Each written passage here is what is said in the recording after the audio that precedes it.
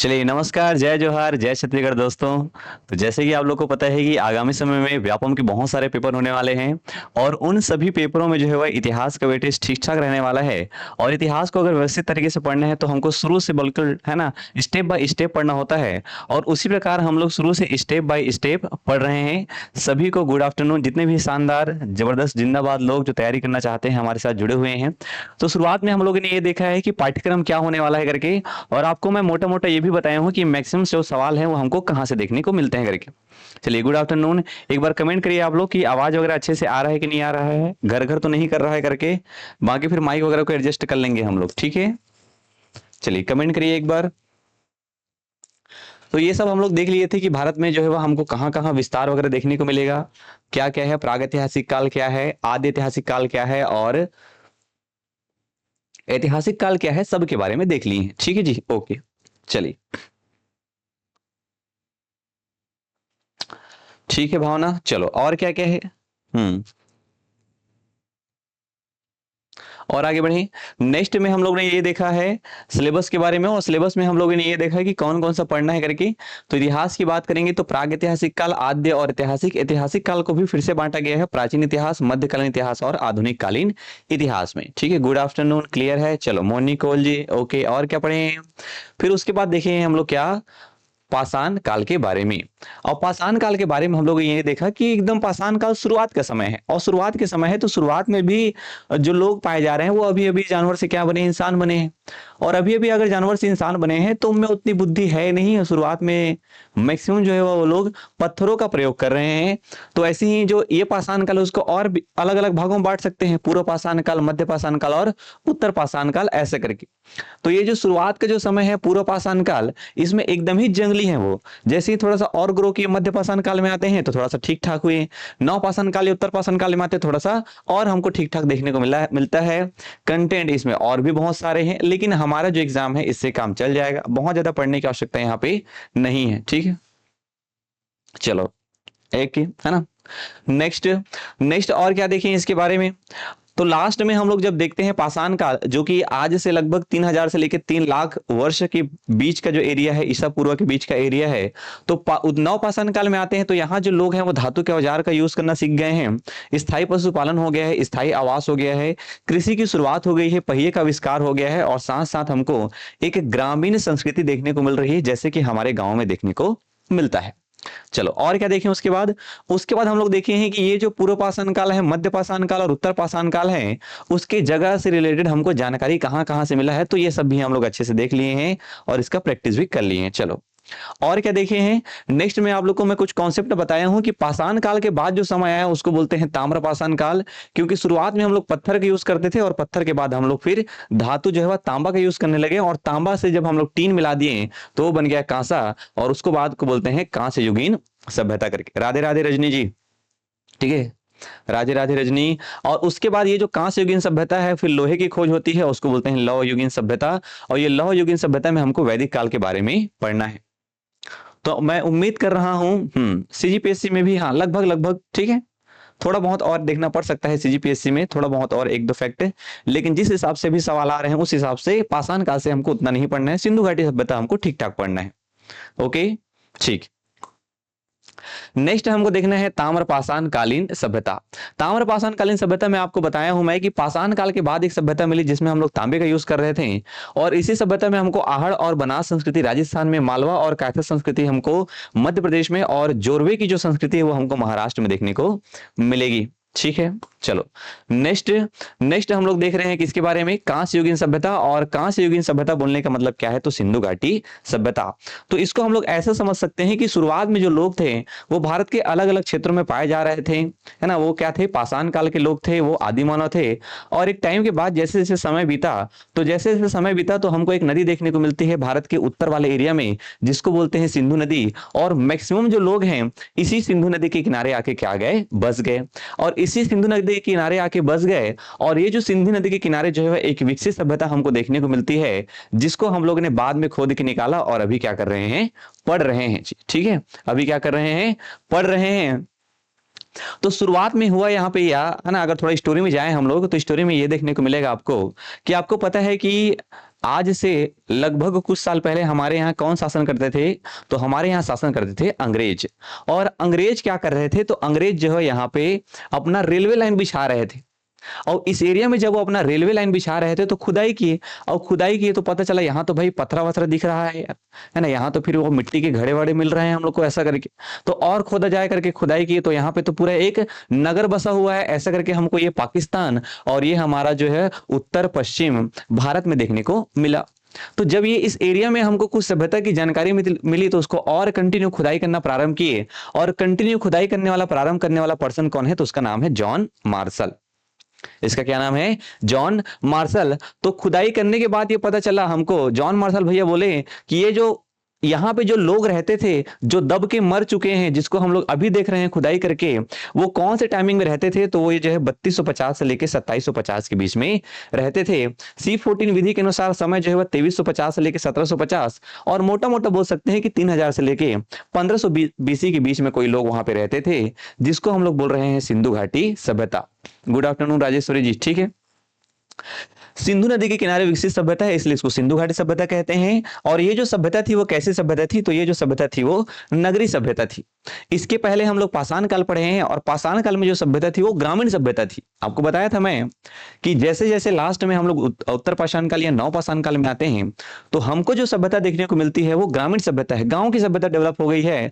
और गांव से धीरे धीरे धीरे धीरे हम लोग कौन सी सभ्यता में आ गए हैं? नगर की सभ्यता में आ गए हैं। और ये कैसी सभ्यता है? तो नगरी सभ्यता है।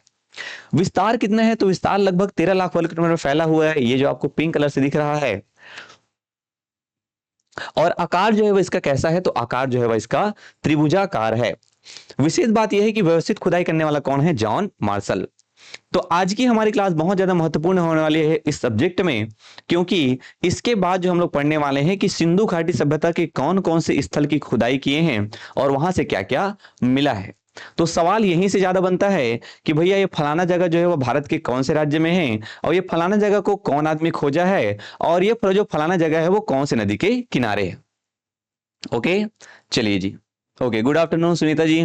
चलिए, तो सब लोग क्या करेंगे? एक नया पेज ले लीजिए, बढ़िया शानदार, और उस नया पेज में फुल पेज में क्या बनाएंगे? मैप बनाएंगे। ठीक है, इसको हम लोग किसके माध्यम से पढ़ेंगे? मैप के माध्यम से पढ़ेंगे। मैप के माध्यम से अक्सर मैं चीजों को इसलिए बताता हूं क्योंकि जितना ज्यादा हम लोग फोटोग्राफिक मेमोरी डेवलप करेंगे उतना ही ज्यादा अच्छा है हमारे लंबे समय से याद रखने के लिए। चलो, तो आज हम लोग क्या देखने वाले हैं? देखने वाले हैं सिंधु घाटी सभ्यता से संबंधित स्थल। ठीक है, स्थल, और क्या देखेंगे? उत्खनन करता। ठीक है, एक तो देखना है स्थल के बारे में, एक देखना है उत्खनन करता, और एक देखना है नदी। ठीक है, क्या देखना है? नदी। क्यों नदी लिखा हूं? क्योंकि हम लोग जानते हैं कि किसी भी सभ्यता का जो विकास है वो हमेशा हमको एक नदी के किनारे ही देखने को मिलता है। तो इसलिए तो बोल रहे हैं जी, ये जो सभ्यता है सिंधु घाटी वाली सभ्यता, ये सिंधु नदी के किनारे विकसित हुई है, इसलिए इसको बोल रहे हैं सिंधु घाटी सभ्यता, ऐसा करके। ओके, चलो, चलिए मेरे साथ साथ सब लोग मैप बनाएंगे। तो मैं उम्मीद कर रहा हूं कि पिछले क्लास में जो लोग हमसे जुड़े थे वो मैप बनाना अभी तक सीख चुके हैं। ठीक है, चलिए फुल पेज में लेके मैप बनाएंगे, और प्रयास करेंगे अगर आप ब्लैंक कॉपी में नोट्स बना रहे हैं तो ज्यादा अच्छा है।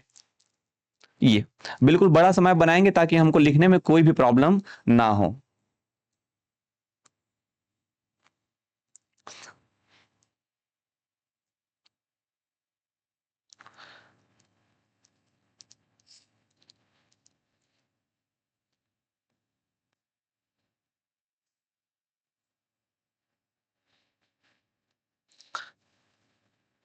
आप लोग बड़ा मैप बनाएंगे क्योंकि मेरे पास तो बड़ा और छोटे करने का सिस्टम है, आप लोग को दिक्कत हो जाएगी भैया।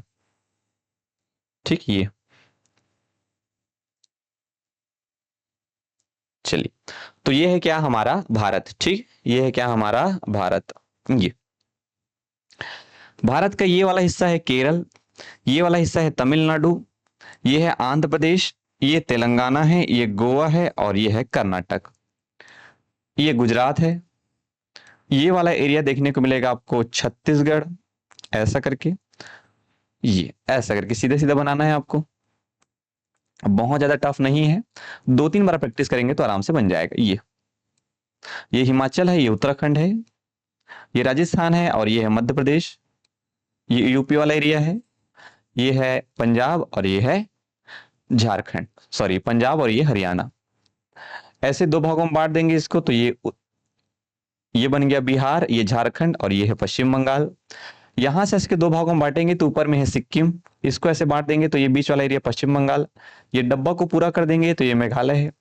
और उसके बाद ऐसा एक और डब्बा, ये त्रिपुरा, ये मिजोरम, मणिपुर, नागालैंड और ये है अरुणाचल प्रदेश। तो इस प्रकार आपको मैप बनाना है। गुड आफ्टरनून सुनीता जी, ठीक है। तो इस प्रकार आपको मैप बनाता है और धीरे धीरे जो है मेरे से बात करते चलना है, क्योंकि हमारी बातें होती रहेंगी तो क्लास हमारा बढ़िया लगेगा। टू वे कम्युनिकेशन रहता है क्लास में तो अच्छा लगता है ना। अब यहाँ पे बच्चे लोग बैठे रहते हैं तो मैं आप लोग से बात करता यार, अब यहाँ पे बच्चे हैं नहीं तो आप ही हो जो भी हो, तो बिल्कुल हमारी बातचीत बीच बीच में होती रहेगी, आप लोग कमेंट करते रहेंगे जिससे कि मुझे भी लगे कि मैं किसी जीवित प्राणी को पढ़ा रहा हूं करके। तो यहाँ पे क्या देखना है अपने को, सिंधु घाटी सभ्यता। और सिंधु घाटी सभ्यता में जो मुख्य रूप से हम लोग जानते हैं कि ये जो सभ्यता है वो कौन सी नदी के किनारे विकसित हुई है, तो ये जो सभ्यता है वो मुख्य रूप से एक नदी के किनारे विकसित हुई है। और इस नदी का क्या नाम है, तो इस नदी का नाम है सिंधु नदी। ठीक है, ये कौन सी नदी है, सिंधु नदी। हल्का सा यहाँ पे थोड़ा सा यहाँ पे जगह रखेंगे आप लोग पाकिस्तान के बारे में, ये हल्का सा पाकिस्तान भी बनाना है अपने को, क्योंकि पता है आपको कि ये जो सिंधु घाटी सभ्यता है वो पाकिस्तान वाले एरिया में भी था। ठीक है, ये जो सिंधु घाटी सभ्यता है वो आपको पाकिस्तान वाले एरिया में भी देखने को मिलेगा। ये तो ये है सिंधु नदी। सिंधु नदी जो है वह कहाँ जाके गिर रहा है, तो सिंधु नदी जाके गिर रहा है ये वाले एरिया में, और इसको बोलते हैं अरब सागर। तो ये अरब सागर है, ये बंगाल की खाड़ी है और नीचे है क्या, हिंद महासागर। तो ये नदी कौन सी है, तो ये नदी है सिंधु नदी। ठीक, आराम से पढ़ेंगे हम लोग, कोई भी हड़बड़ी करने की बात नहीं है। ठीक है जी, ये क्या है, सिंधु नदी। चलिए, सिंधु नदी याद रखना है आपको। इसी सिंधु नदी के किनारे क्या हुआ है, डेवलप हुआ है एरिया। तो नॉर्मली हमको मैक्सिमम जो है वह लिखना किसके बारे में, ये वाले एरिया के बारे में ज्यादा लिखना है। इधर वाले एरिया में हमको देखने को मिलेगा ये जो सिंधु नदी के किनारे है। तो इसी सिंधु नदी के किनारे आप लोग 3 कलर का पेन ले लेंगे। एक कलर में हम लोग नदी बनाएंगे, दूसरे कलर में हम लोग जगह के नाम लिखेंगे, और तीसरे कलर में हम लोग लिखेंगे कि कौन उसके उत्खनन करता है करके। तो यहां पे ये हो गया सिंधु नदी। और सिंधु नदी के किनारे हमको 2-3 जगह देखने को मिलेगा। यहां पे एक जगह लिख सकते हैं और यहां पे एक जगह। ठीक, इसका मैं इधर लिख रहा हूं नाम को ताकि आपको दिक्कत मत हो। ये है चहु दड़ो। ठीक, ये क्या नाम है इसका, चहु दड़ो। तो चहु दड़ो जो है वह कौन सी नदी के किनारे बसा है, तो सिंधु नदी के किनारे बसा है। और चहु दड़ो जो है वह कौन से एरिया में है, तो पाकिस्तान वाले एरिया में है। ये दोनों बातें हमको समझ में आनी चाहिए। ये वाला जो एरिया है, ये वाला जो एरिया है, इसका नाम है मोहनजोदड़ो। ये ठीक, ये जो डॉट दिख रहा है वो क्या है, मोहनजोदड़ो। तो एक नाम यहाँ पे थोड़ा जगह रखना, ठीक है, यहाँ पे हल्का सा जगह रखना। यहाँ पे एक नाम और लिखेंगे हम लोग। यहाँ पे एक नाम आपको मैं और बताऊंगा, एकदम लास्ट नाम, एकदम पश्चिमी नाम। इसका नाम है सुतका गेंडोर। ये ठीक, ये क्या है, सुतका गेंडोर। अब ये जो सुतका गेंडोर है वो कौन सी नदी के किनारे बसा हुआ है, ऐसा करके सवाल आएगा हमको।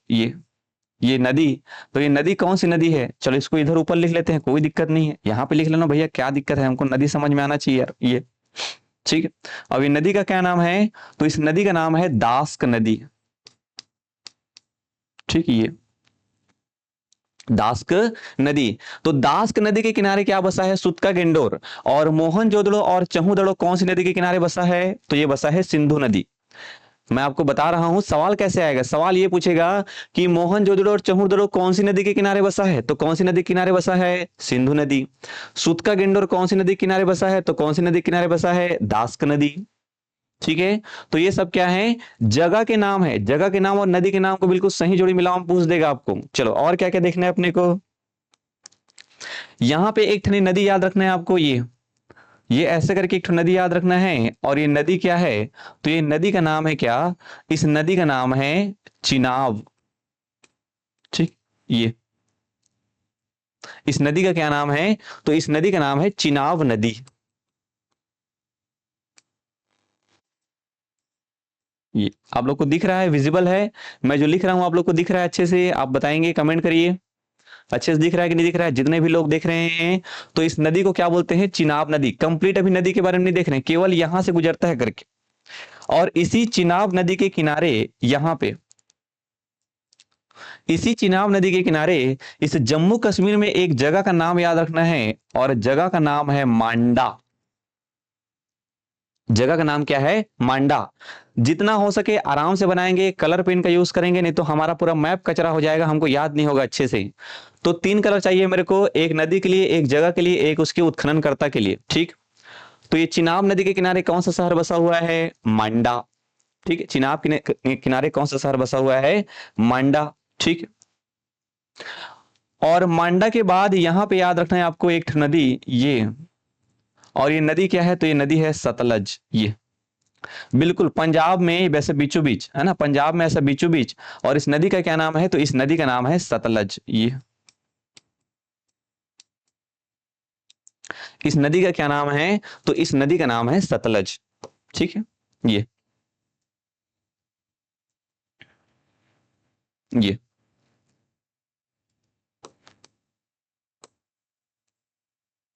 ये इस नदी का नाम है सतलज। और इस सतलज नदी के किनारे जो एक शहर बसा हुआ है, ये जो शहर बसा हुआ है, इस शहर का क्या नाम है? तो इस शहर का नाम है रोपड़। रोपड़। आप लोग को दिख रहा है? जम्मू कश्मीर में मांडा, मांडा है, मांडा। ठीक है, राजेश कुमार ठाकुर जी, ठीक है, मांडा है ना, मांडा।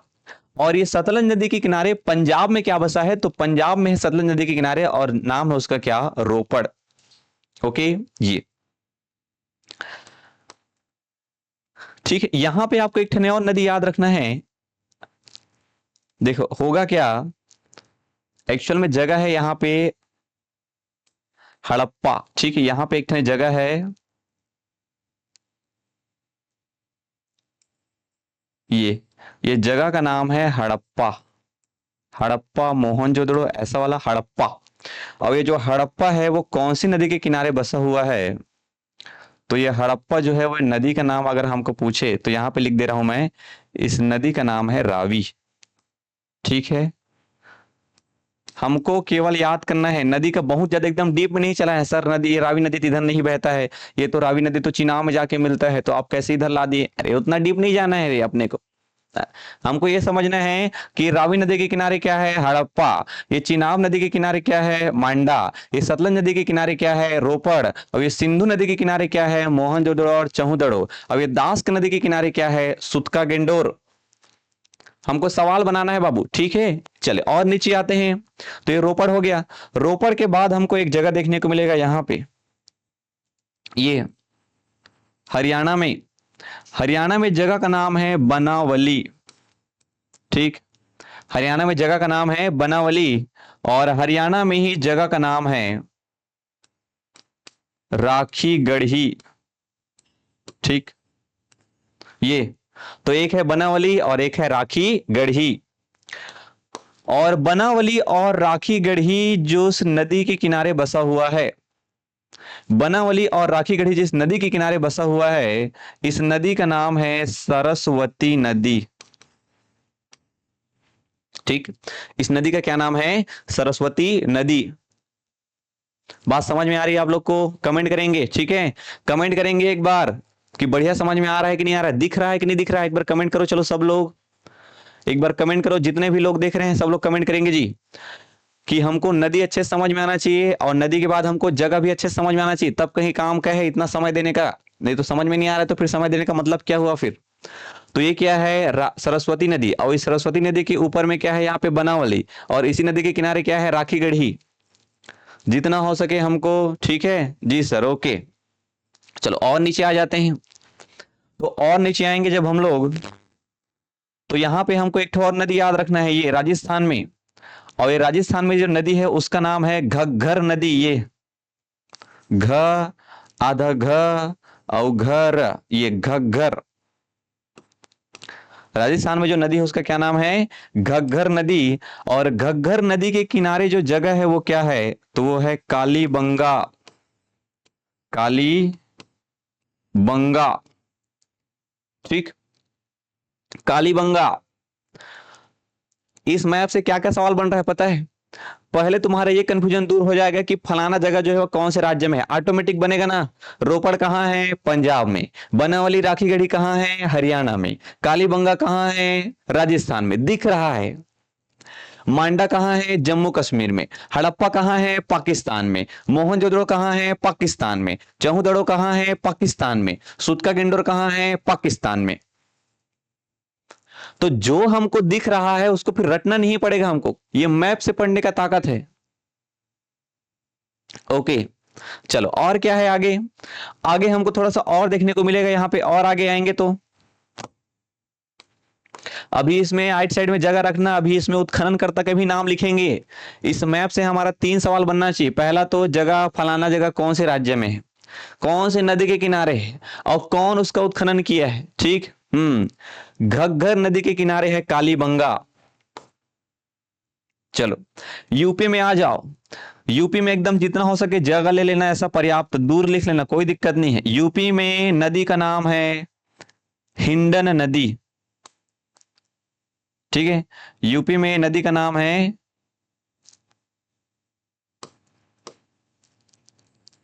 ये यूपी में नदी का नाम है हिंडन नदी। ही अधन डन, हिंडन।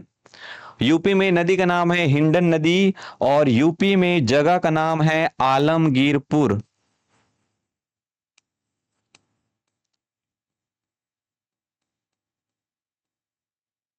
आलमगीरपुर। तो ये जो आलमगीरपुर है वो कौन से राज्य में है? तो यूपी, उत्तर प्रदेश। कौन से नदी के किनारे है? हिंडन नदी के किनारे। बात समझ में आ रही है? तो आलमगीरपुर कौन से नदी किनारे है, सवाल आएगा तो हिंडन। कौन से राज्य में है? तो उत्तर प्रदेश में है। सबको धीरे धीरे याद करते हुए चलना है। अब सामने रहते तो तुमको याद कराता मार पीट के, तुम तो मोबाइल में देख रहे हो, कोई कंट्रोल ही नहीं है ज्यादा। ओके चलिए इधर और आते हैं हम लोग आगे, नीचे की ओर आएंगे। तो नीचे की ओर हमको ये जो गुजरात वाला एरिया है, यहाँ पे हमको 4-5 नाम याद रखना है जी, अच्छे से मेंटेन करना है आपको। तो गुजरात वाले एरिया में एक नदी बनाना है आपको यहां पे, और इसका नाम है लोद्रानी। ठीक, क्या नाम है इसका? लोद्रानी। और लोद्रानी नदी के किनारे जो जगह है उसका नाम है मोरोधारो। ठीक, क्या नाम है? मोरोधारो। तो लोद्रानी नदी के किनारे जो जगह जगह है उसका नाम है मोरोधारो। और मोरोधारो कहां है? तो गुजरात में है। दूसरा यहां पे जगह याद रखना है आपको, चलो इधर लिख लीजिए, ये इधर का जगह ज्यादा इंपॉर्टेंट है। यहां पे आपको एक ठो नदी याद रखना है, और इस नदी का नाम है भोगवा नदी। भोगवा, भोगवा नदी। और इस भोगवा नदी के किनारे मोस्ट इंपॉर्टेंट, यहां पे एकदम किनारे वाले एरिया में जगह का नाम याद रखना है, और जगह का नाम है लोथल। तो भोगवा नदी के किनारे क्या है? लोथल। भोगवा में भी ओ की मात्रा है और लोथल में भी ओ की मात्रा है। तो भोगवा नदी में याद रखना है आपको लोथल। भोगवा नदी के बाद आपको एक ठो और नदी बनाना है ऐसे, और भोगवा के बाद इस नदी का क्या नाम है? तो इसका नाम है भादर। ये भोगवा और भोगवा के बाद ये भादर। और भादर नदी के किनारे जो जगह है इसका नाम है रंगपुर।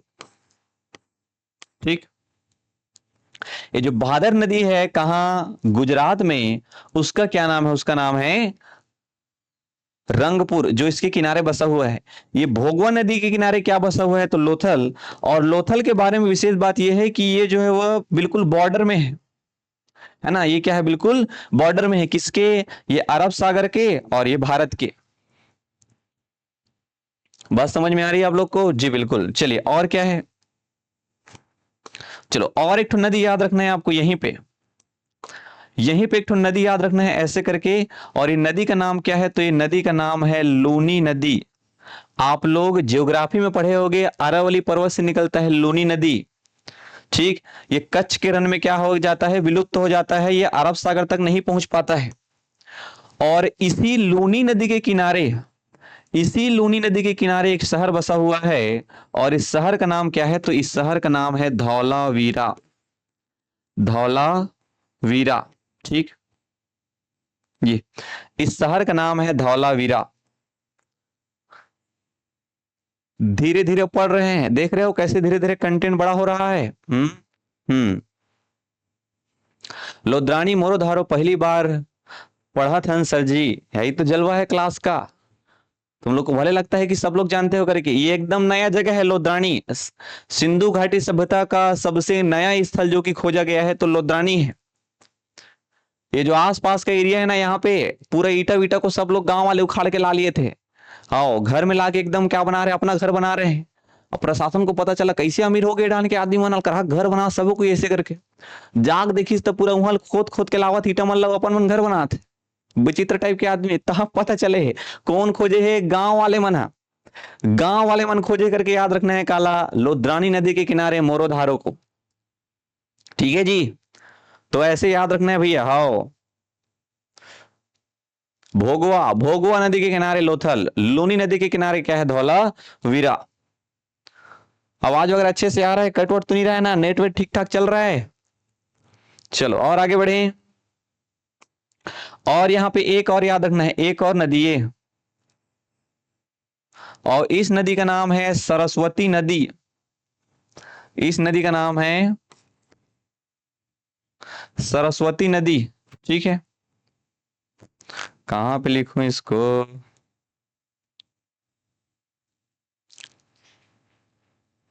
चलो पता होना चाहिए गुजरात में है करके यार। ठीक, बहुत ज्यादा इसमें एकदम परेशान नहीं होना है। ये कौन सी नदी है, सरस्वती।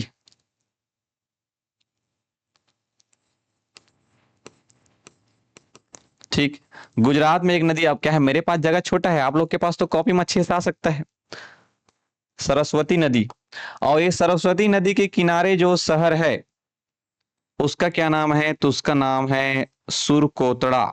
सुरकोतड़ा, ये सुरकोतड़ा। ठीक, देख रहे हो धीरे धीरे में कितना सारा हो गया। ये सबको याद करना है, सबको याद करना है, तब कहीं जाके हमारा पेपर निकल पाएगा। यहां पे एक ठो नदी याद रखना है आपको, कहीं भी बना लो महाराष्ट्र में कोई दिक्कत नहीं है। ठीक, इसका नाम है प्रवरा, प्रवरा नदी। और इस प्रवरा नदी के किनारे जो शहर बसा हुआ है उसका नाम है दैमाबाद। ठीक, दैमाबाद।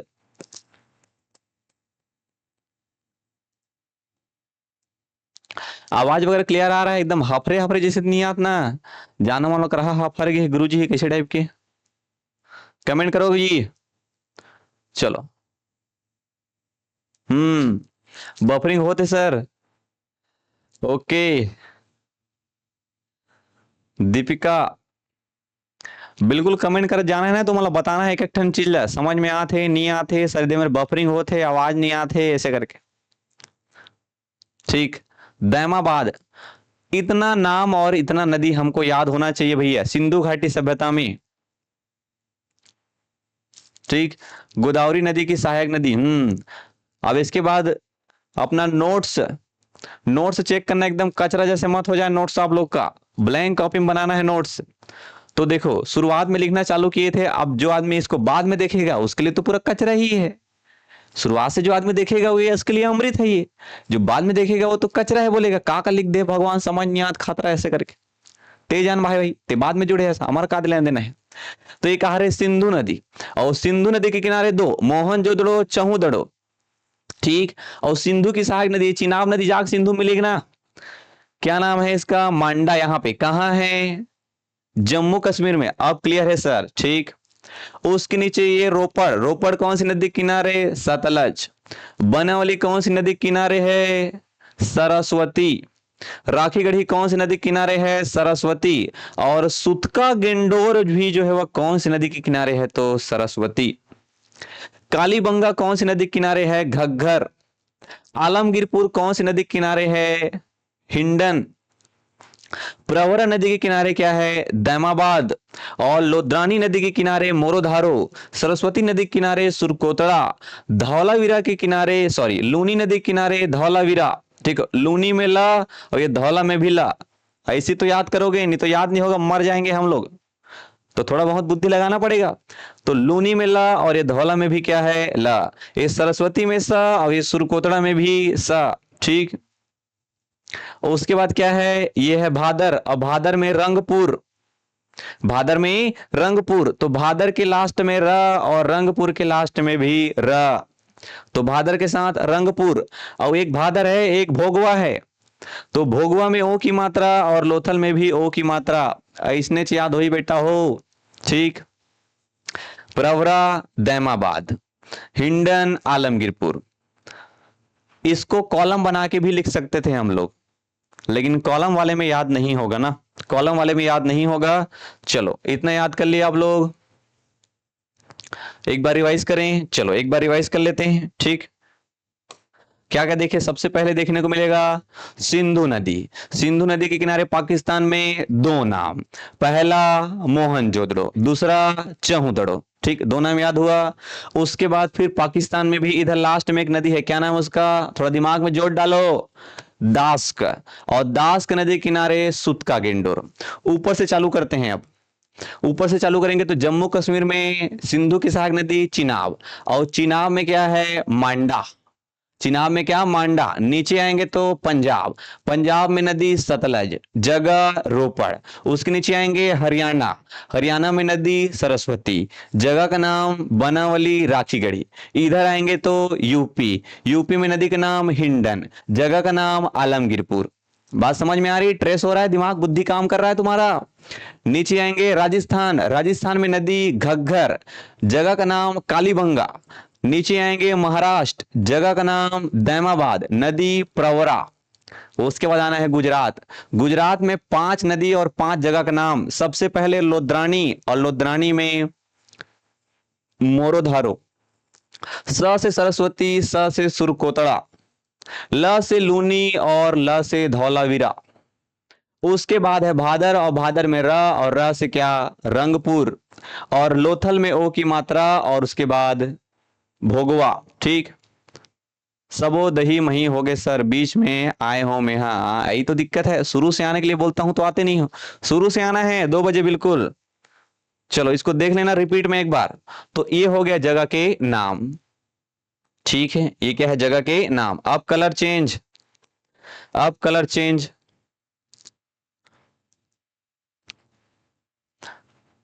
देखो इसमें भले एकदम कचरा लग रहा है, लेकिन मैं भी तो नोट्स बनाया हूं ना यार मेरी कॉपी में। चलो तुम लोग को दिखा देता हूं, कहाँ है जी ये देखो, दिख रहा होगा आप लोग को। इसमें ऐसे बिल्कुल बनाना है सबको। दिख रहा है क्या है, जगह के नाम है, उसमें राज्य है, नदी के नाम है, और उत्खनन करता। इस प्रकार आपको नोट्स बनाना है जी। ठीक है, चलो दिखा। हम्म। चलो अब यहाँ पे तुम लोग पता नहीं जगह वगह लिख पाओगे, नाम वाम लिख पाओगे कि नहीं लिख पाओगे, पता नहीं है। बुद्धि उद्धि तुम्हारा काम करना बंद कर देगा लग रहा है। चलो एक एक करके लिखते हैं फिर भी। एक कलर दिख रहा है कि नहीं दिख रहा है बताना, बहुत ज्यादा वाइब्रेंट तो नहीं हो जाएगा।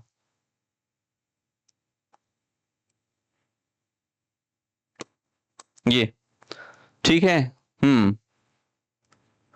चलो जी एक एक करके चालू करते हैं ना। तो सबसे पहले ये इधर वाले पेयर को खत्म करते हैं, ये वाला पेयर, मांडा, रोपड़, बनावली, राखीगढ़ी, आलमगीरपुर। ठीक, उसके बाद ये वाला पेयर खत्म करेंगे, ये इधर वाला एरिया। ठीक है, वैसे सबसे ज्यादा ये हड़प्पा है, ये मोहनजोदड़ो और चहुदड़ो ज्यादा इंपॉर्टेंट है। ठीक है। हम्म। चालू करें, चलो। तो जगपति जोशी में पहला जो है ना, जगपति जो सॉरी मांडा जो एरिया है उसको खुदाई करने वाला पहला पर्सन कौन है, तो ये है जगपति जोशी।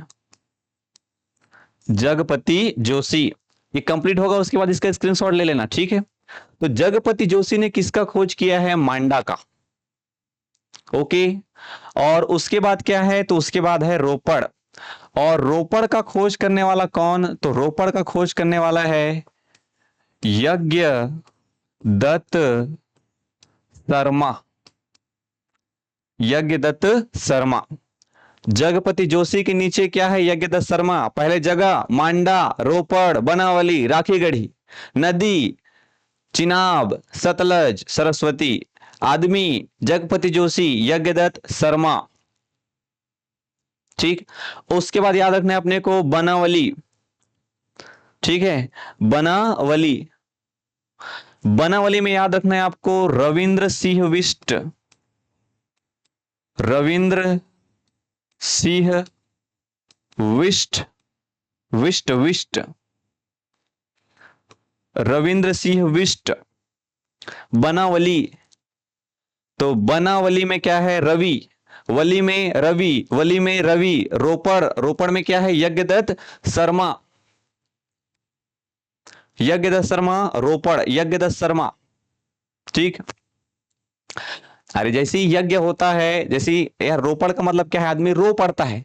कब रो पड़ता है? जब यज्ञ होता है तब, है ना, एकदम धुंगिया धुंगिया हो गए तब आदमी रो चालू कर दी। तो यज्ञदत्त शर्मा कैसे याद रखना है? रोपड़। ठीक। और मांडा में जगपति जोशी, और बनावली में याद रखना है रवि, वली में रवि।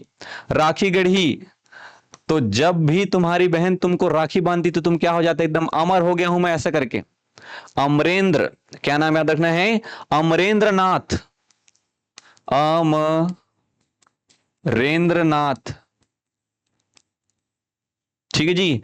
तो राखी गढ़ी में याद रखना है अमरेंद्रनाथ। अमरेंद्रनाथ राखी गढ़ी, है ना। राखी बांधने के बाद हम लोग क्या हो जाते हैं? अमर हो जाते हैं, ऐसा करके। और ये है आलमगीरपुर, और आलमगीरपुर में फिर से याद रखना है आपको यज्ञ दत्त शर्मा। ठीक। तो यज्ञदत्त शर्मा यहां भी था, रोपड़ में भी यज्ञदत्त शर्मा, आलमगीरपुर में भी यज्ञदत्त शर्मा। बनावली में रवि, वली में रवि। ठीक है, वली में रवि, और राखी में अमर, अमरेंद्र। और रो पड़ते हैं कब? जब यज्ञ होता है तब। तो आलमगीरपुर में भी यज्ञदत्त शर्मा। इतना याद हुआ? इतना याद हुआ शक्तिमान लोग? सूर भजन लिखा है मैम तो राखी गढ़ी। अच्छा ऐसा क्या जी? राखी गढ़ी का। चलो ठीक है, मैं एक बार देख लूंगा उसको। ठीक है, मैं एक बार देख लूंगा।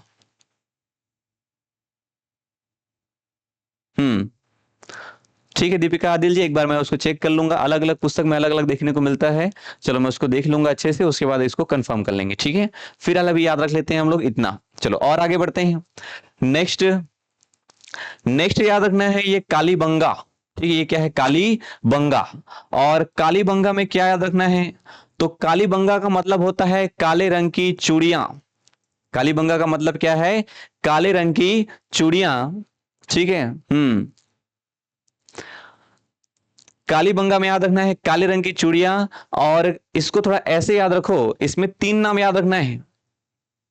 अब वो नाम कैसे याद होगा? एक है बीबी लाल, एक है वीके थापर, और एक है अमलानंद घोष। तो ऐसा समझो कि अमलानंद घोष की क्या है? पत्नी है एक। अब वो पत्नी क्या बोल रही है कि मेरे लिए काले रंग की चूड़ी लाना है, ऐसा करके अमलानंद घोष को। और अमलानंद घोष क्या होता है? भूल जाता है, नहीं लाता है। तो उसकी बीबी कैसी हो जाती है? एकदम लाल हो जाती है, और एक थप्पड़ मार देती है। समझ रहे हो? तो क्या क्या लिखेंगे इसमें? अमलानंद घोष, अमलानंद घोष। ठीक, ये। और क्या है? बीबी लाल। ठीक, अमलानंद घोष, बीबी लाल, और वी के थापर। ठीक, अमलानंद घोष, बीबी लाल, और वीके थापर। ये 3 नाम हमको याद रखने हैं। कहां? तो ये 3 नाम याद रखने हैं आपको कालीबंगा में। तो कालीबंगा में काले रंग की चूड़ियां। तो काले रंग की चूड़ी नहीं लेके जाओगे तो तुमको क्या पड़ेगी? थप्पड़ पड़ेगा, और तुम्हारी बीवी एकदम लाल हो जाएगी दोस्त, गुस्से से। तो बीबी लाल, वीके थापर, और अमलानंद घोष, कालीबंगा। ओके, कालीबंगा। ये इतना याद हो रहा है जी? धीरे धीरे याद हो रहा है नहीं? चलो और आगे बढ़ते हैं। दैमाबाद में कोई विशेष आदमी का नाम हमको याद नहीं रखना है। ठीक। हड़प्पा मोस्ट इंपॉर्टेंट है। हड़प्पा, हड़प्पा का बार बार पूछता है ना, हड़प्पा का बार बार पूछता है। हड़प्पा का नाम कैसे याद रखेंगे? ये हड़प्पा, तो हड़प्पा में याद रखना है सबसे पहले दयाराम साहनी। ठीक, हड़प्पा में दयाराम साहनी, ये इंपॉर्टेंट है ज्यादा। हड़प्पा का नाम हमको याद होना ही चाहिए, इधर का नाम याद हो या मत हो। तो हड़प्पा में याद रखना है दयाराम साहनी। हड़प्पा में क्या है? दयाराम साहनी। चलो मोहनजोदड़ो में आएंगे तो मोहनजोदड़ो मोस्ट इंपॉर्टेंट है, याद रखना है आपको राखल दास बैनर्जी। ठीक, राखल दास बैनर्जी। तो मोहनजोदड़ो में राखल दास बैनर्जी और हड़प्पा में दयाराम साहनी। चहुदड़ो में याद रखना है आपको, तो एक हो गया दयाराम साहनी, एक राखल दास बनर्जी, एक है गोपाल दास मजूमदार। गोपाल दास मजूमदार। ठीक है, गोपाल दास मजूमदार। तो ये राखल दास और राखल दास के बाद गोपाल दास। ठीक, राखल दास के बाद कौन? गोपाल दास। और उधर क्या है? दयाराम। तो एक दयाराम है और दयाराम के बाद दास है और दास के बाद फिर दास है। ठीक है जी, वेरी गुड। हड़प्पा में याद रखना है आपको दयाराम साहनी और मोहनजोदड़ो में राखल दास बनर्जी, चहुदड़ो में गोपाल दास मजूमदार।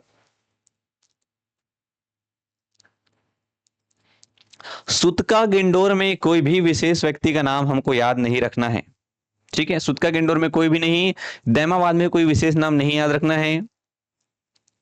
मोरोधारो को बताया आप लोग को, मोरोधारो को कौन लोग खोजे हैं? गांव वाले खोजे हैं, बताया आपको, एकदम ईटा वीटा चोरा चोरा लाख पूरा घर बना रहे अपन मन है। बाद में प्रशासन पता चलिस। तो ये जो मोरोधारो है उसको कौन खोजा है? मोरोधारो को खोजा है स्थानीय निवासी। ये मोरोधारो को कौन खोजा है? तो इसको खोजे हैं स्थानीय निवासी। ठीक, इसको खोजे हैं स्थानीय निवासी लोग।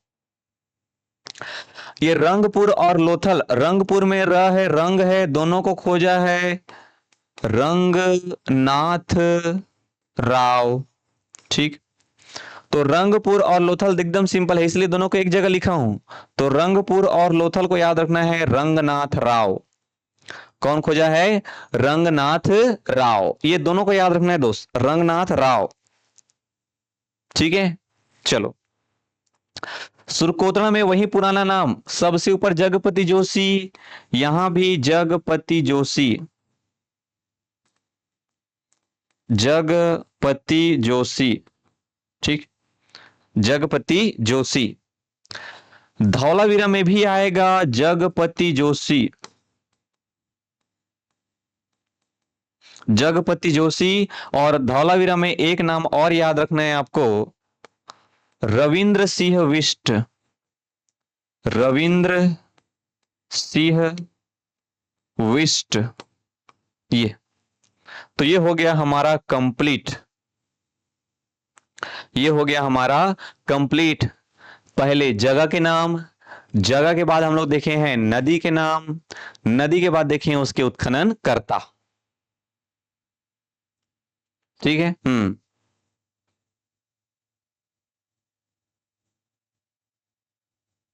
हाँ जी हाँ, बिल्कुल यामिनी सही बोल रहे हैं ना, बिल्कुल सही बोल रहे हैं। देखो मैं बहुत ज्यादा नाम नहीं लिखवा रहा हूं यहाँ पे, मैं यहाँ पे बहुत ज्यादा नाम नहीं लिखवा रहा हूँ, उतना नाम लिखवा रहा हूँ जिससे कि तुम्हारा काम चल जाए, जिससे कि तुम्हारा काम चल जाए। नाम तो एक एक में दो दो तीन तीन नाम मिलता है, यहाँ पे तीन नाम पूछता है इसलिए तीन नाम बताया हूँ, अमलानंदन घोष, बीबी लाल, बीके थापर करके।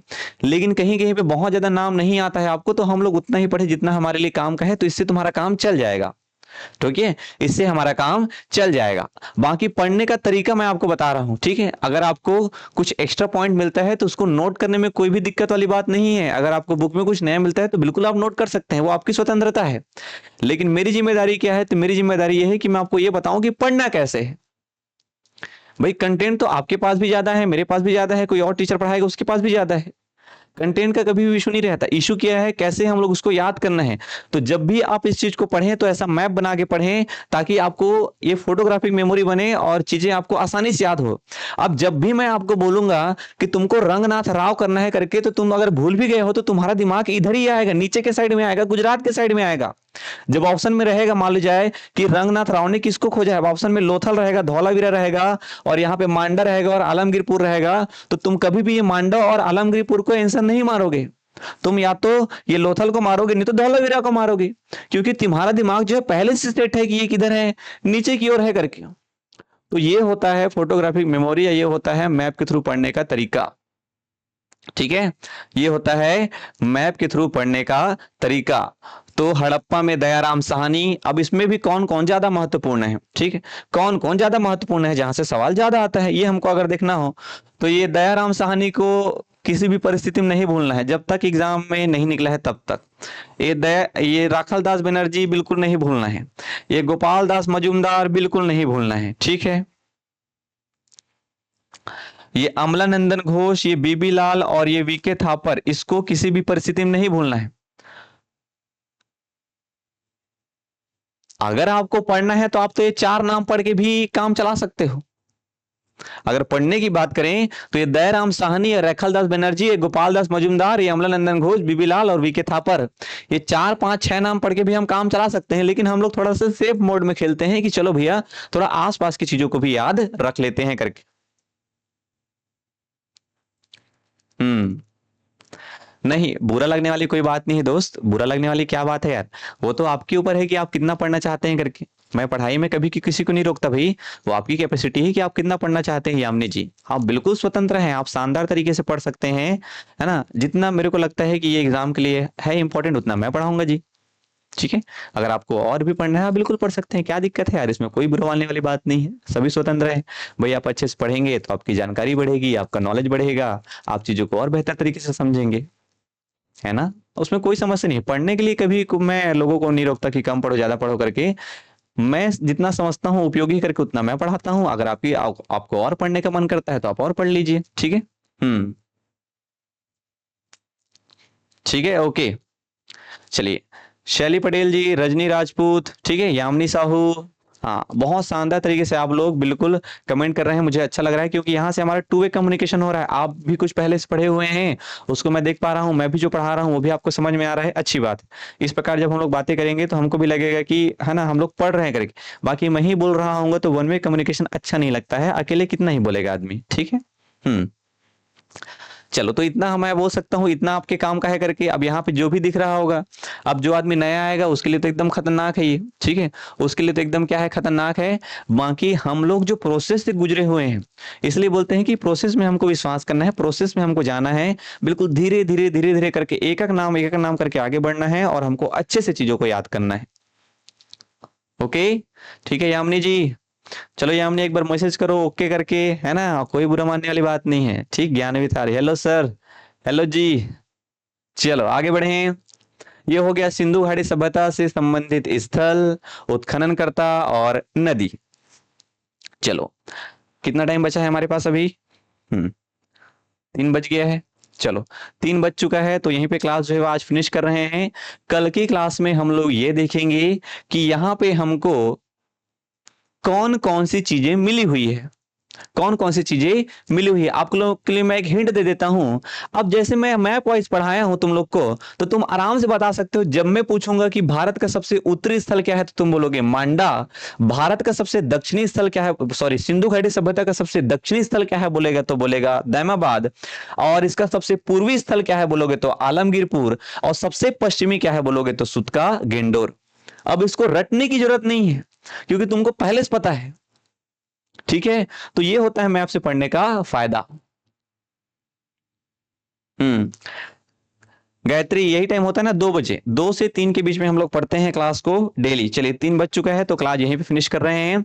कल हम लोग ये देखेंगे कि कौन कौन से फलाना जगह में कौन कौन से स्थल देखने को मिलेंगे। कल आप लोग के लिए क्या होमवर्क है, तो आप लोग क्या करेंगे, एक ब्लैंक मैप बनाएंगे और उस ब्लैंक मैप में जगह के नाम लिख के रखेंगे कि इधर हड़प्पा है, इधर मांडा है, इधर रोपड़ है, इधर बनावली, इधर रायखड़ी करके।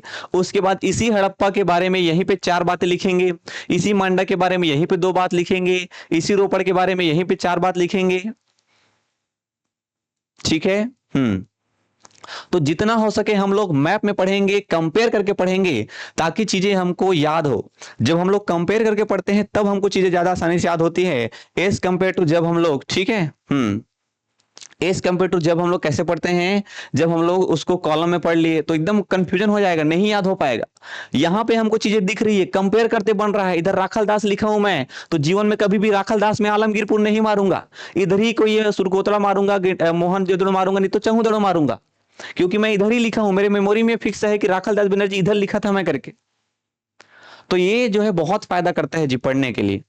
चलिए तो कल आप लोग जो है वो बिल्कुल मैप बना के रखेंगे और उसमें जगह के नाम लिख के रखेंगे। मैं आऊंगा, मैप बनाऊंगा, जगह के नाम लिखूंगा, फिर लिखेंगे, देखेंगे कि क्या क्या कहां कहां से मिला है करके। ठीक है, चलो सभी का बहुत बहुत धन्यवाद हमारे साथ जुड़ने के लिए। कल हम लोग फिर मिलेंगे 2 से 3 के बीच में इसी प्रकार, है ना, नए कक्षाओं के साथ में, और इसके आगे की कक्षाएं रहेंगी। आप जो है वो बिल्कुल अपने दोस्तों के साथ क्लास शेयर करिए, और अगर आपको ये वीडियो अच्छा लगा है तो आप वीडियो को लाइक करिए। अगर आप नए हैं हमारे चैनल में तो आप चैनल को बिल्कुल सब्सक्राइब करिए, और आपके द्वारा जो भी सुझाव हो सकते हैं आप मुझे बताइए, जिससे कि मैं ये क्लास को और भी आपके लिए बेहतर कर सकूं। चलिए बहुत बहुत धन्यवाद आप सभी का।